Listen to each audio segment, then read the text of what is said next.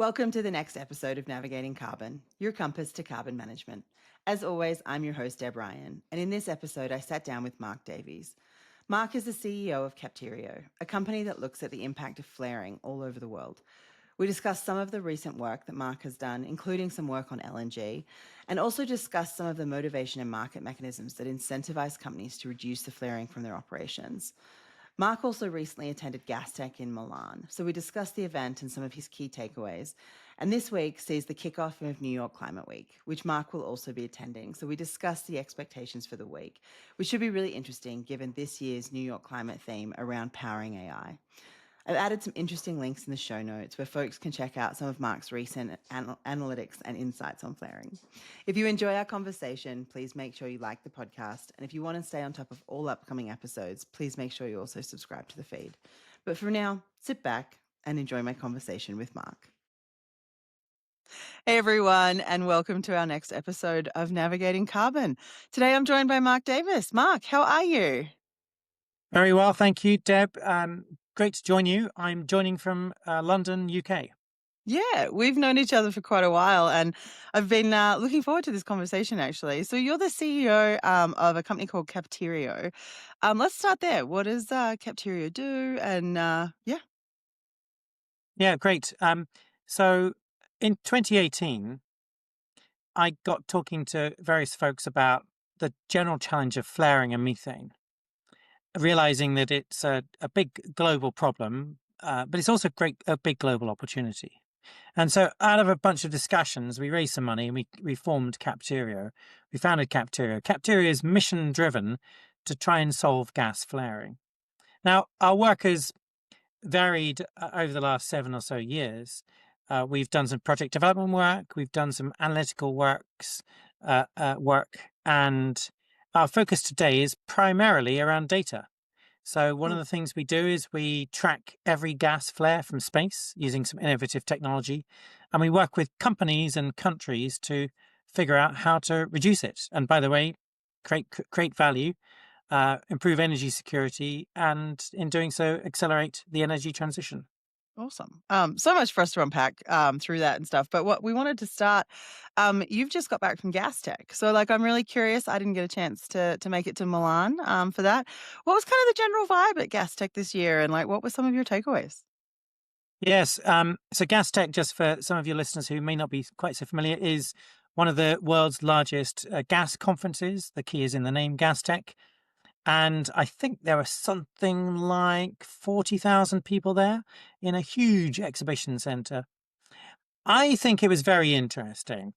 It was interesting for a number of reasons. I mean, firstly, everybody is, of course, talking about gas, unsurprisingly, but they're talking about it in different ways than previously. They're talking about gas as playing a key role as an energy addition to bolster the energy supplies we have today. And the conference was talking a bit less than I thought about energy transition. It's also thinking about reframing the use of gas. A few years ago, we would have been talking about gas as a transition fuel, but now it's gas as a destination fuel. And why is that? It's all because the world is needing more energy. There's a rise of AI that's going to be consuming lots of power. And this is, of course, very convenient for, in particular, the US, because the US and other countries are surging their supply of liquefied natural gas, LNG. So many LNG deals were being done at GasTech. But at the background of all of this was also a bit of there was a sense of, what do we do about emissions? Not so much per se as emissions reduction as a requirement per se. There was less talk about net zero, but there was more talk about emissions as a differentiator. So, and this, of course, plays directly into things like the EU's methane regs, which is at the moment a bit controversial, particularly in the US situation. But the intent or the idea here is that one way to really drive down emissions in the long term is, of course, to switch from coal to gas, and to switch from gas to gas with CCS, but also it's to make sure that the gas is as clean as possible. And that's where the regulations, and by the way, the work that we do, fits in, decarbonizing the supply chain. No, it's a really good segue. And I mean, I love to hear, it's really interesting to hear that transition to that gas, we've always talked about gas will be that transition from coal to something else, but the fact that it's just now, or it's being talked about in that kind of context, is really interesting. But I think one of the things that you picked up on, and it does lead into the work that you guys are doing really nicely, is this idea of emissions as a differentiator. It's something I've been talking about for a very long time. Anyone that's known me and has listened to me talk at all knows that that is very much where I sit. Because if we have some of these market opportunities, you said it right at the top, like even the flaring data and understanding that for some is going to be a real opportunity. So thinking about that, like, and diving into some of the work you're doing, like, let's start sort of at the top with like, how do you define like flaring when you're looking at the data that you're looking at? And let's start there. Yeah. Well, maybe I'll even start slightly broader to talk about the three big sources of waste gas in the oil and gas supply chain. And they are flaring, they are venting, and they are leaking, or otherwise called fugitives. So let me just sort of outline Yeah. what these are. So flaring is the most visible one. It's the one we actually focus mostly on ourselves. It's the deliberate burning of gas at oil and gas facilities, mostly upstream facilities, but also midstream and downstream. So things like refineries, liquefaction plants. It mostly happens because gas is a byproduct of oil production in many cases, so-called associated gas. And if you drilled the well to produce oil and then you find gas, historically you'd say, well, what am I going to do? I'll just burn it. There was no market. Of course, in fact, the funny little anecdote, the reason why on maps oil fields are colored green and gas fields are colored red is because red is bad, green is good, and that's why There you maps go. show that's why maps show gas as red. But of course, that's old school. New school is that gas is a valuable commodity and it has real value. But just to complete the picture, then there's, just to be comprehensive, there's flaring, then there's venting, and then there's leaking. Venting is the emissions, known/deliberate emissions of gas at valves, tanks, pumps, compressors, that kind of facility. And then there's leaking, which is the accidental, unintended emission, equipment not being reliable, holes in pipes, etc. Hmm. But here's the thing. The opportunity for these three sources is huge. Is about 270 billion cubic meters of gas. To put that in other context, about 7%. 7% of all Um, gas that we produce is actually wasted. And that in dollar terms is easily $60 billion at old European prices, kind of five-ish dollars per million BTU. And then in emissions terms, it's about 7 gigatons, 7 billion tons. So that's the big space. We work mostly on flaring. So flaring of that is 150 billion cubic meters, so 4%. It's about $30 billion, and it's about a billion CO2 equivalent tons. And the specific area that we work in is really around analytics. So as I mentioned, we have this unique technology. We track every flare. We also do a lot of publications. We work with a number of institutions to really to advocate more action on this space and to talk it about as a positive opportunity. And thirdly, we have got involved, and we still are involved in some ways, in project development. So identifying real on the ground opportunities for which you can actually do something. that's really cool. So like, and we can link, I know you and I are talking about some of the recent kind of white papers and stuff, and we can put some links for folks that are interested in checking out some of the papers that you've done and some of that kind of stuff as well in the show notes for everybody. So I know you are looking globally. So, you're tracking every flare. And so it's not location specific, it's all of them. So where are you seeing and how big are you seeing some of the like flare information that's coming through? And curiously, how much improvement or like how have you seen some of that change? You've been looking at this data for years now. Like I'm really curious Yeah. of that as well. But Well, I suppose the first thing to say is that there's a big variation in the flaring by country. mm, Um, the biggest country on the planet for flaring is Russia, followed by Iran, Iraq. Interestingly, United States is number 4, and then we have right. Venezuela, Algeria, Libya, Nigeria.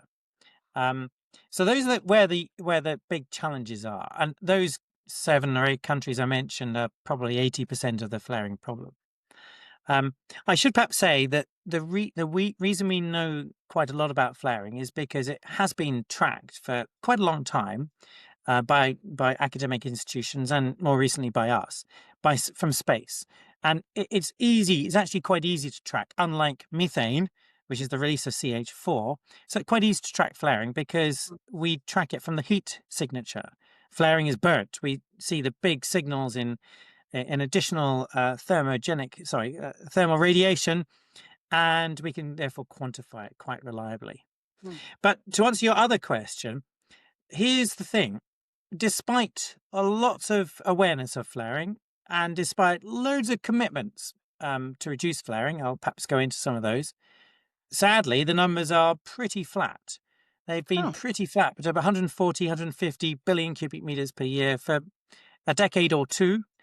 And actually, they got worse last year, um, uh, uh, and they got worse at a great. They increased at a rate greater than the underlying production, meaning that the oh, intensity of production is actually getting worse as well.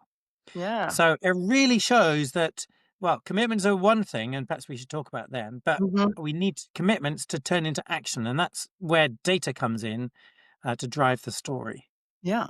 And I think that is a really good segue into that because it's a challenge, right? Because you want to believe companies when they make commitments, but if we see in the data that they're not doing that, like it becomes it becomes very hard to tell the story that industry is decarbonizing so that we can have all this gas that you were hearing about at GasTech, right? So let's dive in and talk about some of that challenge in terms of regulation and commitments and Yeah. what you're seeing there. Well, on the positive note, as I said, more and more companies and countries are signing up to reduce flaring. There are over 100 signatories of the World Bank's Zero Routine Flaring Initiative. There's at COP28 in UAE, 55 companies signed up to the Oil and Gas Decarbonization Charter, which also had commitments on eliminating flaring, or at least eliminating routine flaring. So there are loads of commitments, and that's the first step. There is some action, and whilst the global numbers have been flat, that also doesn't quite give the right impression because some companies are doing some great work, and we should acknowledge that. It's just that the scale is so huge, and the challenge that most of the countries that I gave you the list of a moment ago are not some of them are closed, some of them are sanctioned, some of them are quite bureaucratic and are led by national oil companies, so they don't necessarily have the right formula for success at the Mm. moment. But what I firmly believe is that unlike 40 years ago when these oil fields were drilled and associated gas was a byproduct, flaring should not be seen now as a liability or a problem. It should be seen as an opportunity. And if we can switch the mindset to say, oh, I flare, that's great because more flaring equals more opportunity to reduce flaring, more opportunity to sell more product, more opportunity to improve the quality of my product and be more competitive and improve energy security and accelerate the transition. That's a win-win. And I think slowly, the world is beginning to realize this positive opportunity and beginning to reframe and drive action. So, Mark, you talk about like the opportunity in this, like, given there is opportunity and stuff, like, what are some of the solutions for companies? Like, what do we need to do to kind of fix, like, and get things fixed? Yeah, it's a really good question. And the good news is that there are lots of ways of monetizing, as we say, make money, as in drive down emissions with the commercial incentive, this wasted gas. Um, the two main ways of doing so are to take the gas and generate power, and the other is to take the gas and stick it in a gas pipeline. I'll come on to a couple more exotic examples in a moment, but the first one's really interesting. We often find, particularly in Africa, North Africa, that a lot of oil fields require a lot of power to run them, and that power is generated by burning diesel whilst there's a big flare next door. And so one of the immediate and most obvious solutions is, well, if you're burning the gas anyway, at least burn it to productive use, generate power, stop burning diesel, and decarbonize your operations. And actually, this is a thing. There are companies really doing this, and they're actually able to save save cost, reduce emissions, and improve their operations. That's one. The second is generate power for the regional grid. And there's a really brilliant example in Kurdistan, actually, where the operator captured, I think, 40 million standard cubic feet of gas per day and generated 165 megawatts of power, Wow. sending that power into the local grid and really helping improve the situation for the people of Kurdistan because the grid was very unreliable. Hmm. Those are two power examples. The gas into the pipeline example, or gas into the market example, by which pipeline is one, by the way, LNG is another, is also really interesting because it turns out when you look at the numbers as we do, because we map every flare to the proximity to pipelines and export facilities, we find that these flares are not as stranded as people think, and that many are close to pipelines. So indeed, stick the gas in a pipeline. It's not quite that easy. You've got to clean the gas, you've got to make sure it meets the specs, you've got to compress it, you might have to put a bit of transport in, but you can get it to market. And then I alluded to LNG. LNG is another way of monetizing the gas. Perhaps we'll come back onto this, but LNG, liquefied natural gas, is a great way of moving gas from one place to another and therefore creating a market. But before I forget, just for fun, there are a couple of really exotic examples. I love it. Yeah. Which for flare solutions. One a crazy one is to use it for vertical farming or synthesis of fish food. These are technologies that are a bit niche.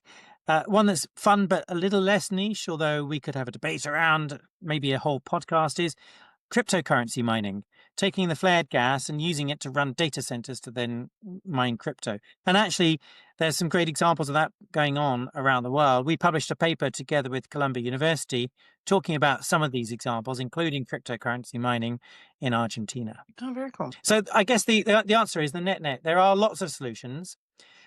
Many, not all, many are commercially viable.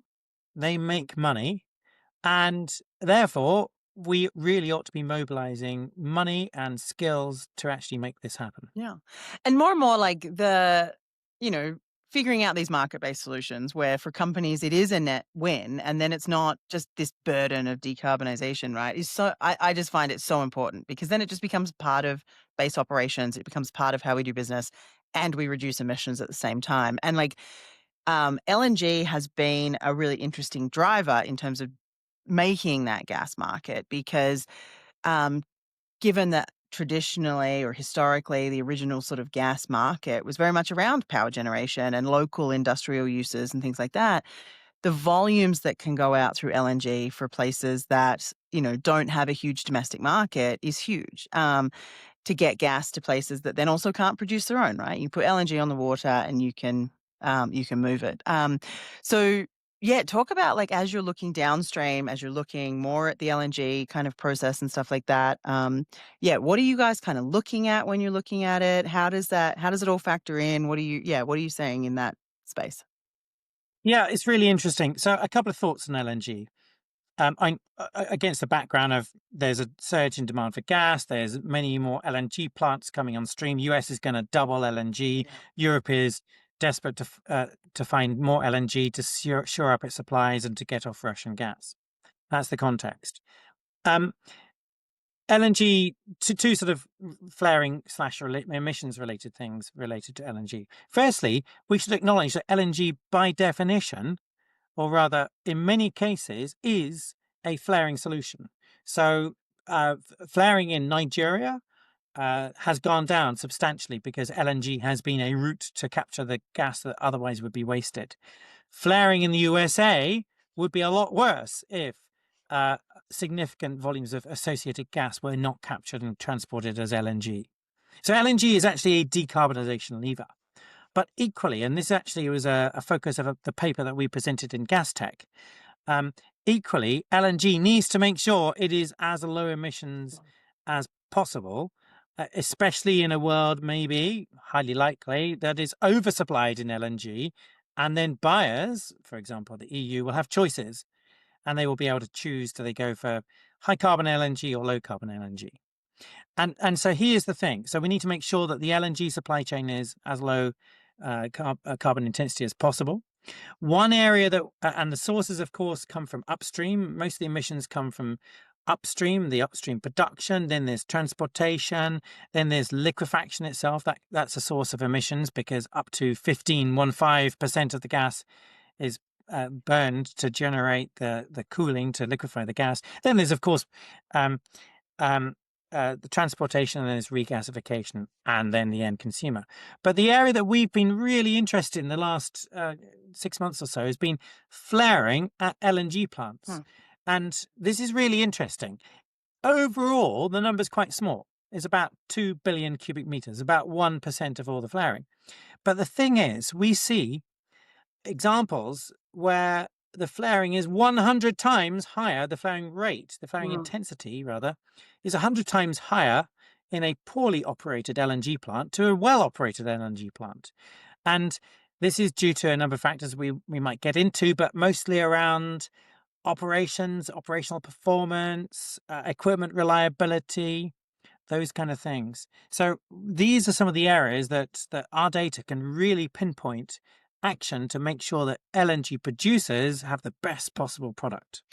I think it's a really good point for folks that aren't sort of familiar with some of the stuff or operations and things like that, in that, like, when we talk about upstream, when we talk about midstream, and now, like, with the work you guys have do, when we talk about LNG, and LNG facilities specifically, like, it isn't just one number or one kind of operation and some of that kind of stuff. And I love where you're kind of going with that in terms of, like, what that means in terms of the company's reputation, and also the fact that, like, good operations, good financial performance, you would hope, also kind of translates into good emissions performance, because then there starts to be, again, some of these drivers, and it really starts to factor into a company's reputation as well. Like, is that something that you're also seeing is starting to come through in terms of not just what do we have to do because of compliance, what do we have to do because of our shareholders, but what do we have to do because of our reputation as well? Like, is that, yeah.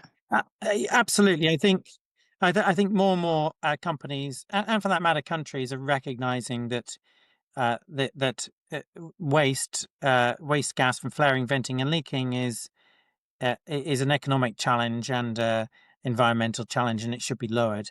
And this is where actually the rise of even voluntary initiatives to certify gas are really important, because they create that level playing field, or competitive playing field, that can really drive down competition.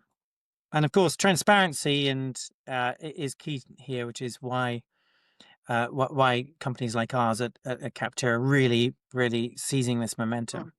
It's maybe worth just thinking through, actually, Deb, what some of the blockers are for, because the obvious thing is, well, if it's that good, why Yeah, would it not be why isn't it fixed? happening? Yeah, like, what are when you go talk to companies and stuff like that, what are the reasons? Yeah.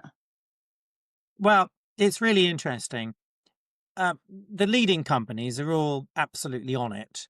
They talk a good talk, and they're driving good actions as well, at least for their operated assets. Those are the assets that they have day-to-day control over. But it's not always the case for non-operated assets. And some of the challenges here, therefore, about how do I align all my partners to have the same standards, the same aspirations? How do I choose to allocate capital to flare or methane reduction projects? I can put my capital in other things that may have better returns. How do I make sure that there's something in it for me? So this is about governments either enforcing penalties or giving credit, giving revenue opportunity to those that capture the gas. By the way, in many countries, the gas is the property of the government or the state, and not the investor. So that doesn't really work. Yeah. And then lastly, how do I make sure I can actually source capital from the markets? And here's another interesting challenge, that more and more multilateral banks and more international financing institutions are less keen to finance these kind of projects. And I get it. We want to finance the green stuff, not the brown stuff. but as long as oil and gas are produced, I argue, we should make sure it's as low carbon as possible. And if we reframed an investment in investment in gas capture as being a quick investment in fossil fuels to investment in gas capture is investment in decarbonization, then I think we can probably mobilize more money Mm. because it's going to take money. It's going to take $100 billion easily to fix flaring and probably the same amount to fix methane. So Mm. we need to mobilize money. We need to have the right incentives in addition to the right ambition Yeah. from companies. No, that makes sense. And like it's it, we've sort of talked about then, yeah, like the role of then, yeah, the investors and the financiers in terms of what that looks like. Because there is a huge sentiment, and this is where it's good to hear the vibe at GasTech of like gas is we're bullish on gas and we're building out all this LNG capacity and stuff, but there is still a really large voice in the market around not funding fossil fuels. And so I really love the reframing piece of this. And it's something I've always talked about as well. It's like, well, we shouldn't just blanket say we're not going to invest in fossil fuels. We should figure out which ones are the right projects and which ones are the right ones because we still need it. Like, I think everyone is coming around to the fact that we know that we still need it, but it's like that doesn't mean we should just blanket do one or the other, like all or none. Like, I think that's right. yeah. Um, I think what's interesting is rather than drilling a new well or opening up a new exploration basin, perhaps we should be making the most of what we have today. Perhaps we should be capturing the gas that's being wasted, especially if a lot of it can be captured at relatively low cost without creating infrastructure lock-in. Mm. So I think there is a real opportunity here. I mean, we should just for sort of balance, we should also note that that there is a big risk to the fossil fuel industry. Without stating the obvious too much, it is that the exponential rise of renewables is beginning to bite. It's relatively small today, but it is exponential, and it will be biting into that market share. And the great thing about renewables, of course, is that the waste, the way they're much more efficient. If we think about fossil fuels, something like 2/3 of the energy is lost in the processing and the combustion. It's very inefficient. So we should have this in mind, and it really talks to therefore for as long as fossils are around, let's make them as good as possible so that a license to operate is as present as Yeah. possible. No, it's such an important piece. And I think we get lost, and I say we, the broader industry and stuff, we get lost in these kind of fights of like, instead of just all trying to figure out what that kind of piece is, that the market drivers, the financial incentives, all these kinds of things, so that we can all drive to the same solution, which is lower emission fossil fuels, like to continue providing all the power we need. We end up sort of going and having this back and forth around like what's right and wrong and stuff like that. That I don't know. I don't think is helpful. So one of the final things I wanted to cover, you're going to be in New York for Climate Week, which is kicking off. So tell us a little bit about what you're going to be up to, the kind of conversations you're having, what you're looking forward to from the week. Yeah, what's on your radar? Yes. Well, firstly, I always enjoy going to Climate Week. As you know, it's in New York. It's hosted at the same time as the UN General Assembly. So all the good and the great are there, although I suspect they'll be doing things other than necessarily fully engaging with climate topics. There's many things going on, as you know. But this year's title is Power On. So I think it's going to be a lot of focus on electrification and the role that electrification can play in decarbonisation. There's a great report that came out, by the way, from Ember this week, talking about how electricity is already the number one form of energy being delivered to the world. So it beats coal, oil, and gas in terms of delivered useful energy. So it's really interesting. But I have no doubt that we'll be talking about AI a lot at New York Climate Week, but we'll also be talking about how you delivered a decarbonized electric Mm. grid, which of course is a lot about gas and of course oil as well to some extent, and emissions. So it's going to be all of the above. But I'm most interested in the emissions piece. We will be on several panels at Climate Week talking about success cases, talking about how we can join up with international finance bodies, investors, buyers, civil societies, oil and gas companies, whether they're international or national oil companies, really to drive a coalition to really accelerate this. So I'm very excited Yeah. and watch this space. Yeah, no, it sounds, I mean, the conversation, particularly here in the US around AI, is loud, for sure. And this idea of where is all the inputs going to come for the power that we need for AI. So it'll be interesting and fascinating to hear what comes out of conversations over the course of the week, and things like that. If there's anything new that's announced and stuff like that. So it's an interesting space. It'll be interesting to see kind of And like what comes through. Yeah. and imagine if all that AI power came from the 7% of flared, wasted, Yeah. vented, and leaked gas. There's this opportunity on tap that could be delivered. On tap is actually, it's real. It's being wasted Yep. today. That's huge, and we don't necessarily have to bring new supply sources, and we could just capture what we have Yep. and provide all that power that we need. So, great opportunity. Great to be in the moment discussing this. Yeah. And I mean, particularly given what you kind of commented on, where the US is still one of the largest culprits, I should say, in terms of its flaring footprint and stuff like that. And so, even here within the US's system, and I think the thing that you said earlier that was really interesting and eye opening to me is that actually so much of the gas is not as stranded as we think it is. And so, those two things combined here in the US, given the infrastructure we have to get things in a pipeline versus up a flare, is huge. So, yeah, it'll be interesting to see again. I'll be watching to see. I'm not unfortunately going to be attending, but I'll be watching to see some of the conversations and what comes out of it. So it'll be great. Yes, I'm looking forward to it. Awesome. Well, Mark, this has been wonderful. It's lovely to see you, as always, and great to hear about some of the work that not only Capterio is doing, and we'll link some of that, like I said, in the show notes, but also kind of a little bit of the broader sentiment that you're hearing out and about as you're at some of these events and stuff. So, yeah, thanks so much for joining me today. Thank you very much. Great to be on your podcast. Thank you. Bye bye.